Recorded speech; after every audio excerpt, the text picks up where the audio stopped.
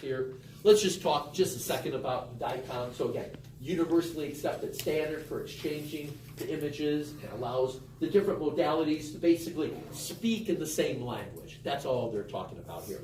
Healthcare level 7, that's another standard that oversees a lot of clinical administrative data and used in communication with RIS and HIS, okay?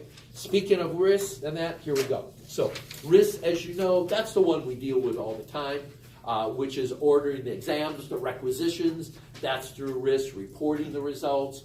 Where HIS, or HIS, Hospital Administration Information System, that's more of things like where they talk about the billing system, the direct care, patient care information.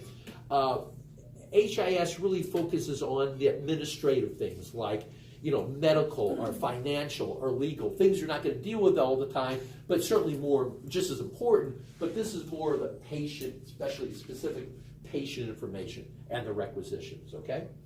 All right. Let's talk again about teleradiography. So it allows the remote transmission of images from one location in the same hospital, okay? Transmission from inside the hospital to other departments. So, you get it done in radiology, the floor already has it before the patient gets up there, okay? Or if you're consulting with, someone else, it's automatically sent over to them. A lot of them have different agreements with different facilities, so they have it. On-call system allowed for after-hour images to go to a radiologist's home. Have you heard of the Nighthawk system? Yeah. Okay, all right. We used it all the time. So our Nighthawk was sent actually to Edina, Minnesota, right outside of Minneapolis. Sometimes it was sent to India, okay? And so the radiologist got tired of reading them at night, so they sent it through Nighthawk, and that's all through teleradiography, whether it's in the hospital or outside of the hospital. It's just multiple workstations, they're able to utilize it, okay? Here's teleradiography, so we don't need to go over that. And then finally, we're going to talk about CAD. I don't know if you're familiar with this, if you went over it. This has been out for a long time. CAD, computer-aided diagnosis. So it's a new technology used in MAMS and chest imaging. The idea here is the computer is going to analyze densities and see if there's some differences. So it alerts the radiologist for questionable densities.